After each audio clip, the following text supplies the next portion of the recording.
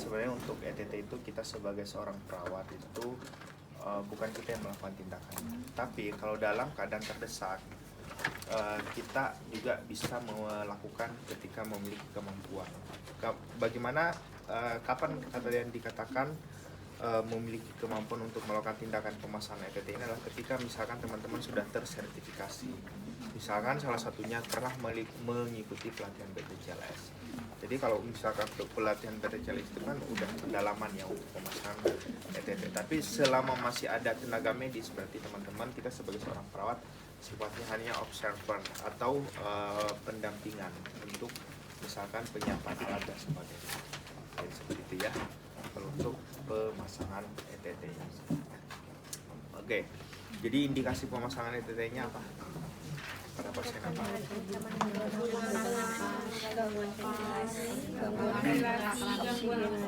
Gangguan pengertian jalan nafas sama pasien operasi. Oke, jadi ada beberapa ya indikasi dilakukannya pemasangan ETT. Yang pertama itu ketika pasien ada gagal nafas ya. Jadi ketika kita lakukan observasi, kita lakukan pengkajian, ternyata tidak ditemukan pernafasan pasien. Jadi tidak ada pernafasan. Mungkin nadinya ada, tapi pernafasannya nggak ada. Nah, berarti tindakannya adalah pemasangan. Salah satunya bisa pemasangan ETT, yaitu dengan pemberian ventilasi. Kemudian berikutnya, selain itu, pasien apa?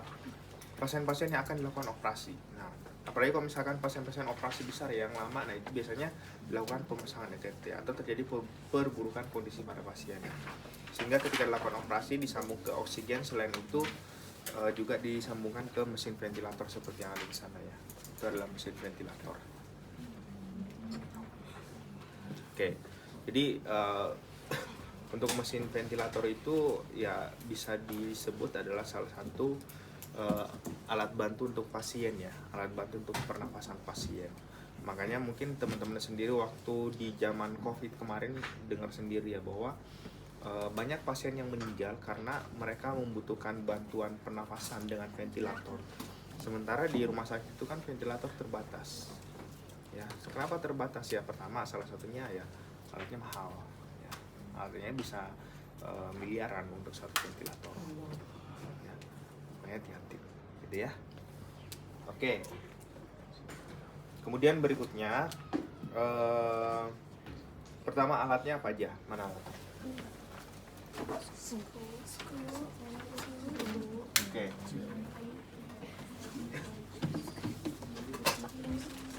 Enggak usah.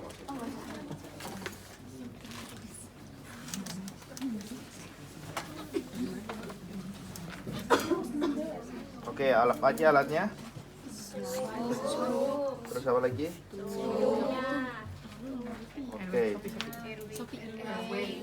Oke, jadi scoopnya adalah ini ya, untuk alat untuk membuka mulut pasien. Scoopnya jadi seperti ini. Jadi ketika melakukan pemasangan scoop itu harus hati-hati, jangan masang dari sini tapi dari dalam keluar seperti ini. Nah, itu sebelum kita pakai posisinya seperti ini dulu. Nanti setelah akan kita pakai, kita akan membuka jalan nafas pasien, itu kita buat seperti ini. Jadi makanya dia senternya otomatis nyala ya. Oke, terus apa lagi? Apa lagi? Oke, terus apa lagi? Pipa. Oke, orofaringeal airway-nya mana? Ada nggak?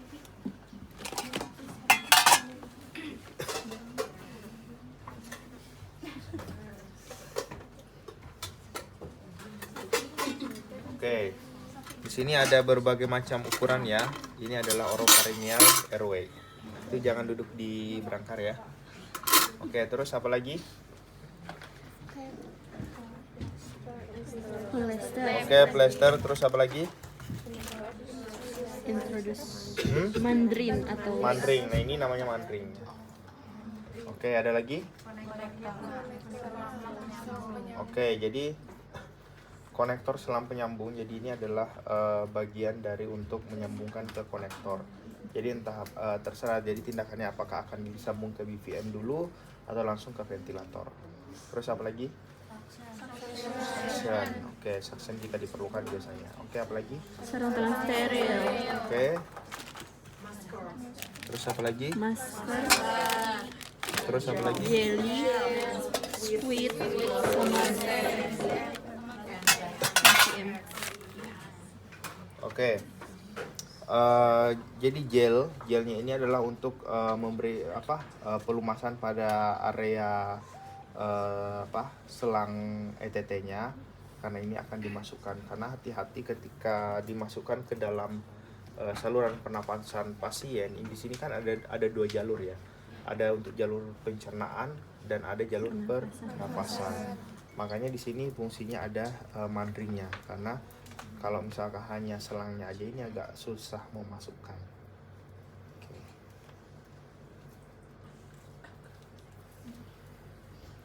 Oke. Terus udah lengkap alatnya. Sudah. Oke. Selanjutnya kita akan mulai tindakan. Jadi untuk pemasangan ETT ini adalah dia prinsipnya apa? Steril.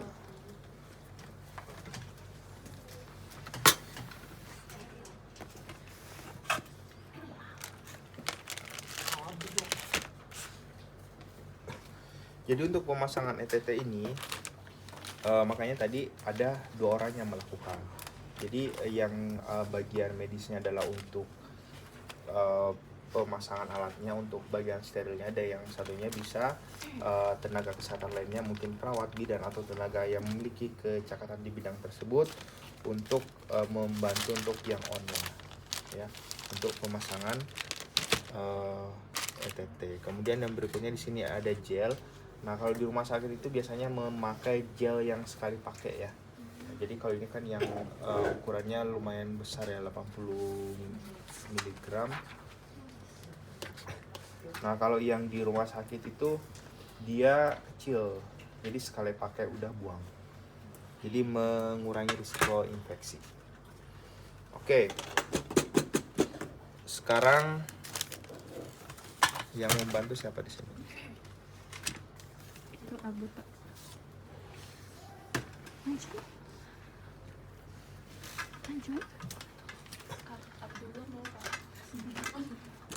Oke, ini nggak ada ukuran lain ya? Cuma itu aja. Apa saya minta dulu? Biar saya pakai. Sekarang kita ke prosedur ya. Pertama, apa yang harus kita lakukan?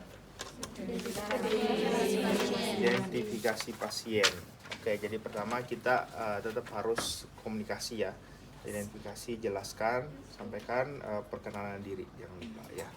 Oke, perkenalkan, selamat siang Bapak. Perkenalkan, saya Perawat Yarwin, saya yang berdinas dari jam 7 pagi sampai jam 12 siang.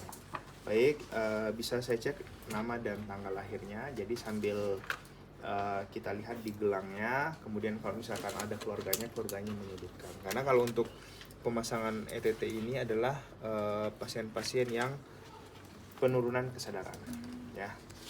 Oke, sudah kita validasi. Kemudian berikutnya apa lagi? Jelaskan tujuan.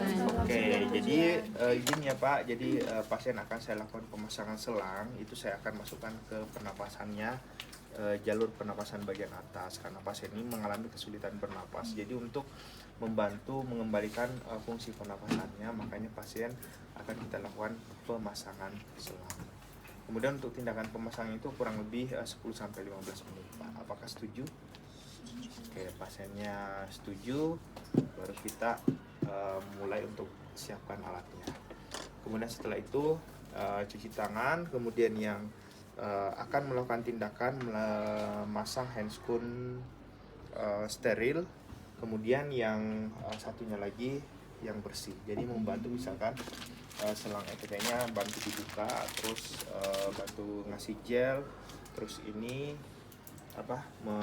untuk skopnya ini semua harusnya dalam tempat bak steril ya. Kecuali. Oke. Yang pertama kita lakukan cuci tangan 6 langkah kemarin udah ya. Kemudian selanjutnya melakukan pemasangan handscoon.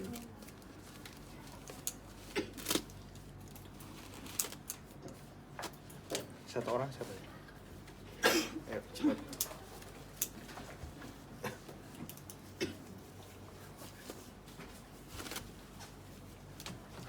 Oke, semua udah tahu ya untuk memasang handphone steril ya? Sudah. Coba mana jarinya semua, udah nggak pakai cincin.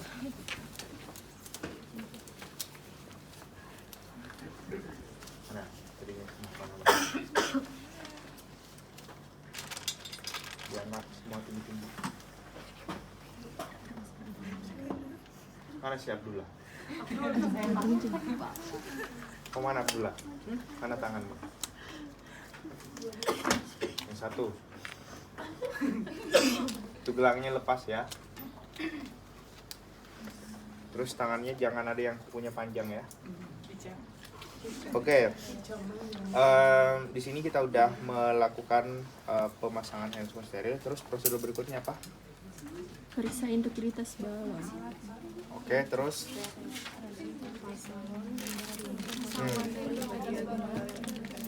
manring. Ini jadi kamu ketika buka jangan sentuh bagian dalamnya ya. Jadi sentuh. Oke, ini kita ambil ya. Nah, ini kalau misalkan dia nggak satu set berarti manringnya kita masukkan. Kemudian ini sambil kita cek ya. Apa namanya? Balonnya.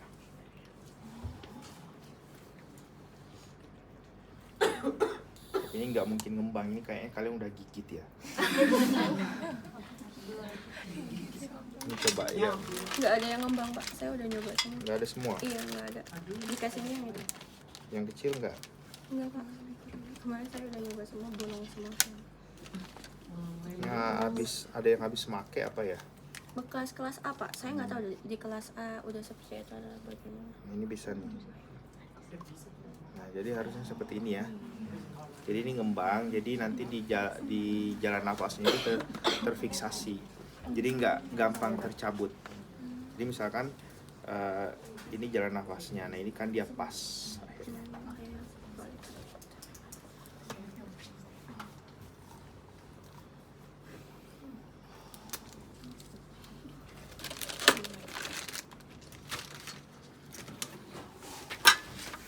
Oke, berikutnya apa lagi? Si ETT dengan jelly. Oke, coba dioles di sini aja. Berarti yang ini tuh bersih apa steril ya Pak? Steril. Oh ini steril. Nah, Berarti yang ngambil Bapak ya bukan Iya. yang bersih. Oke.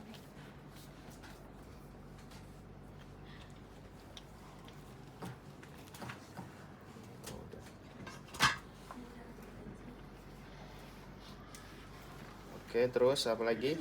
Posisikan pasien terlentang dengan leher ekstensi. Oke, jadi lehernya ekstensi seperti ini ya. Jadi kita apa namanya kan? Iya, dunga ya. Jadi sedikit mengangkat. Jadi saat nanti kita masukkan apa namanya? Scope-nya itu bisa gampang terlihat. Oke, next. Buka mulut pasien dengan teknik Cross finger. Dengan tangan apa? Cross finger. Ibu jari dan Ibu jari dan telunjuk. Oke. Nah, jadi cross finger itu posisinya seperti ini ya. Nah, ini menekan gigi atas, kemudian ibu jari menekan gigi bawah. Nah, kita dorong seperti ini. Oke, terus apa lagi? Masukkan black laryngoscope dengan tangan kiri sampai epiglotis terlihat jelas. Oke. Ini kita simpan di alat steril dulu. Nah, kemudian ketika ini kita sudah buka seperti ini, nah ketika teman-teman memasukkan, pastikan ketika kalian masukkan itu ketika ini kita buka itu tidak menekan gigi pasien. Jadi tekanannya jangan di gigi pasien karena bisa menyebabkan cedera ya. Jadi takutnya gigi pasien itu bisa patah. Oke, ini kita buka. Nah, kalau dia tengadah seperti ini, nah itu kan kita bisa lihat ya di dalam epiglotisnya yang mana. Yang mana jalur pernafasan, yang mana jalur pencernaan. Ini kan ada bawah, ada atas. Yang jalur pencernaan yang mana? Yang depan atau belakang? Yang Jalur pencernaan yang mana? Depan atau belakang?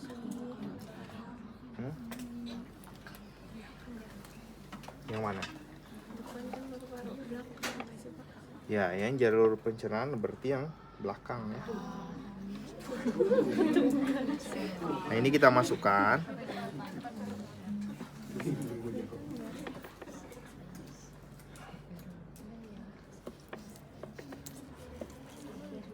Nah, kemudian ini kita dorong.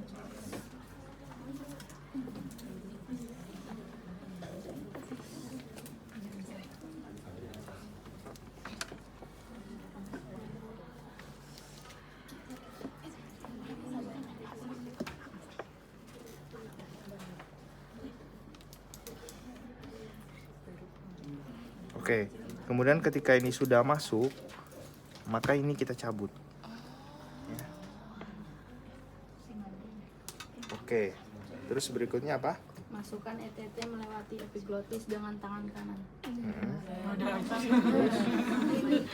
Kembangkan balon ETT. Oke, jadi tadi kita pakai squid itu kisaran sekitar 10, kalau misalkan dia dewasa berarti sekitar 15 cc ya. 15 sampai 20. Nah, ini kita kembangkan. Terus apa lagi? Angkat blood larynxscope dari mulut pasien. Terus apa lagi? Pegang ETT dengan satu tangan dan lepas mandrin dengan tangan lain. Lakukan suction jika perlu. Oke.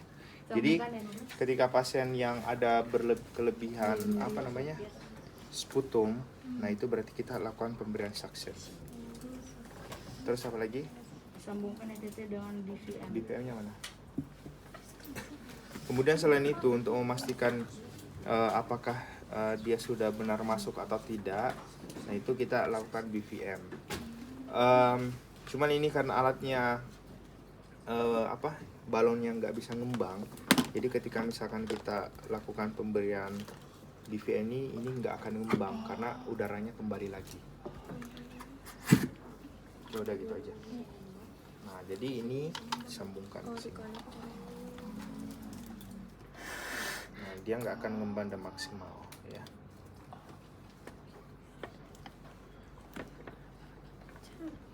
Oke. Jadi memastikannya seperti itu ya. Oke, ada lagi? Apa lagi? Periksa ketepatan posisi ETT dengan auskultasi bunyi paru. Ya, itu tadi. Terus Fiksasi ETT dengan plester. oke, jadi ini kita fiksasi.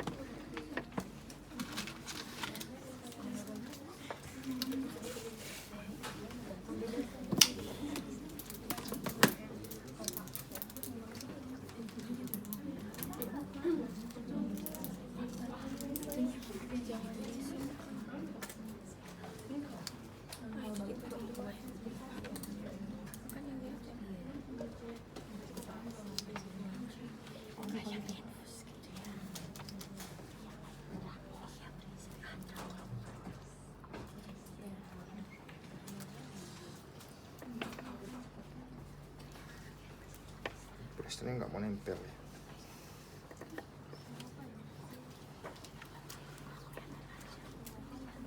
Plasternya nggak nempel ya. Terus apa lagi? Sambungkan ETT dengan konektor sumber oksigen. Oke, jadi ini kita sambungkan ke konektor sumber oksigen, bisa ke BVM ketika misalnya pasien ini gawat darurat yang tidak ada pernapasan atau sambung ke ventilator.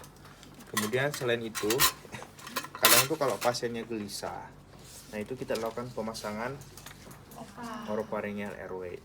Nah, untuk memasang ini udah belajar? Udah ya. Mengukurnya dari mana?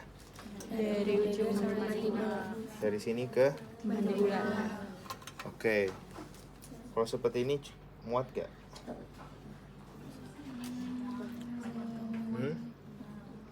Panjangan ya. Nah, kalau ini ya.